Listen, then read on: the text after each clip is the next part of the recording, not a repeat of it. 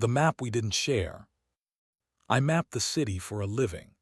Courier is the official word, but what I do is draw lines with my body. Fast strokes between jobs, spirals on stadium nights, straight shots to the river at 3:58 p.m. I know where the asphalt buckles, which alleys pretend to be shortcuts, and then collect you like a bad habit. Maybe that's why I noticed my wife's lines first. We share our fitness data. It started as accountability and became proof of life. On Tuesdays, her midday walks began to trace the same shape, a curve off her normal loop, a detour toward nowhere a museum fundraiser like Carla needed to go. Twice a week, then three, always returning within the hour. I told myself reasonable stories. A new exhibit, a bakery with square croissants, a podcast that makes right turns illegal. Then one Tuesday I was nearby, sprinting an envelope to a couple who had already posted, "We bought a house." My phone pinged. Carla completed an outdoor walk. The heat map glowed east of the fountain, past the dog park, down Dock Street. I didn't follow her. I followed the cooled line. It led to an apartment building older than its paint, stoop cracked like a smile. The buzzer held paper names, the kind that can be removed with only a new decision. I memorized nothing and everything and biked away. That night while she salted pasta, I asked, "Did you find a new bakery?" "What?" "Your walks," I said. "You've been looping Dock Street." "Oh," she said, casual. "I cut through to avoid construction by the park." She kissed me, and I believed her because belief is easier when your mouth is busy.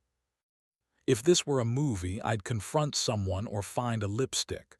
Real life is petty and patient. I began noticing choral things, a shoelace under a bench, a flash of a phone case at the cafe where I wait for runs. You can teach your brain to hunt. I don't recommend it. Back home, I chopped onions until the air insisted on honesty. Carla set the table and told me a boy at the museum had stared at a Calder Mobile and said, "It's pretending to be wind." "We pretend to be forces," she said. I told the cutting board I loved her and let it hold it. The next day, a curator named Andy stopped me on a sidewalk. "You're Carla's husband, right? You helped with the gala load-in. We need a volunteer Saturday to wrangle performance artists in the sculpture garden." I said I'd try. I said it with the tone of a man wanting a job in someone else's story and knowing it. Carla and I have a rule for everything less than disaster: no interrogations while either of us is busy being strong. That leaves mornings and the soft parts of night. I waited for the soft part and broke the rule anyway.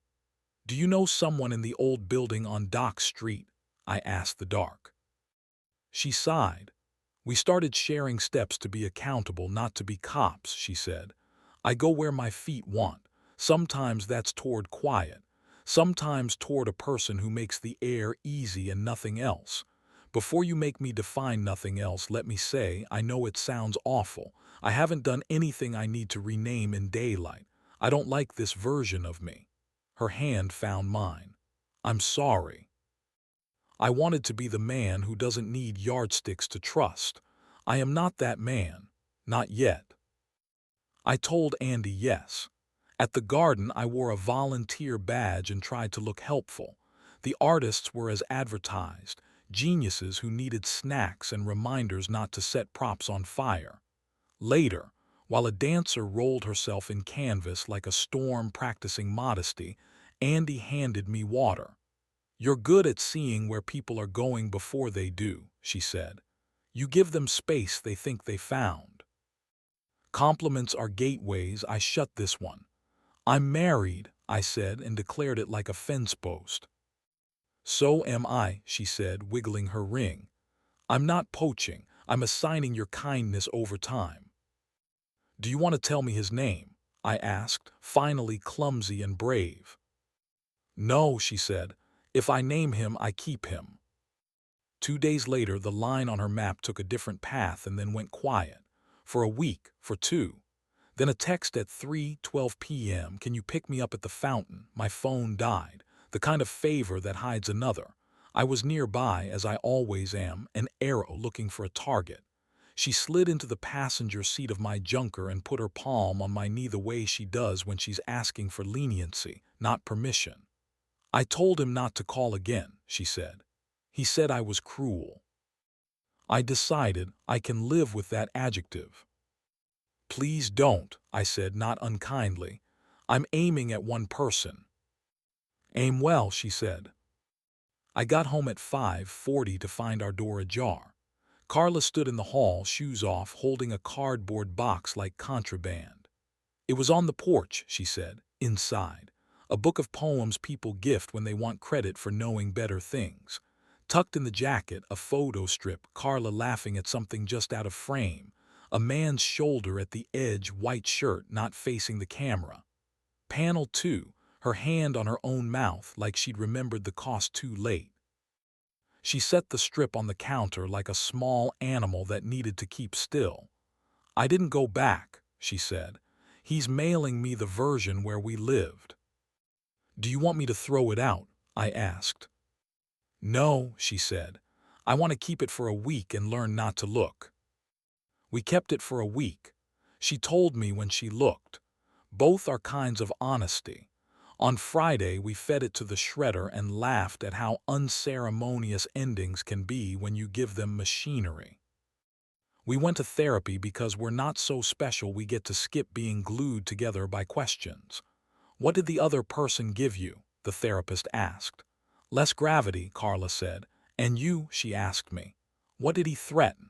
My map, I said. Then build a city you both recognize, the therapist said. Name the routes you want through each other. Repaint detours as gardens or close them. So we did a ridiculous thing. We taped brown paper to the floor and drew our city as we use it. I sketched the bike lanes that forgive mistakes. She inked the museum, the park, the coffee place where the barista draws hearts without irony.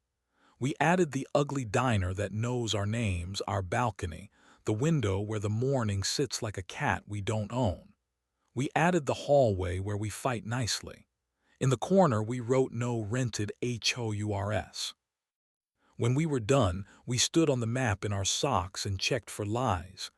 Where do you want to go tomorrow? She asked. Anywhere you'll let me keep up, I said. We rolled the paper up, proud of not cutting ourselves. We went to bed early and didn't pretend sleep was a medal. In the morning, I rode the long way to my first pickup, past Dock Street, which had the nerve to look ordinary. I didn't follow any line that wasn't mine. The app pinged. Carla closed her rings. Her heart rate graph made a soft hill where the city is kind.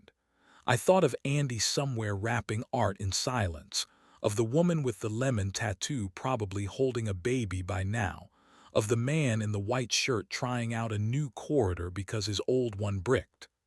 I thought of my wife, who chose to come home when no one could have stopped her from staying gone. When my shift ended, I turned off the tracker and drew my own line home, not because the app needed it, but because I did. The street smelled like rain and garage dust. The porch light was on, not as a beacon but as a habit. Inside, our paper city hung with painter's tape, routes we were brave enough to predict. Carla met me in front of it and pressed her forehead to mine like two buildings leaning. How far did you go? She asked. Far enough to come back, I said. And for once the simplest version of the truth was the one I wanted to keep.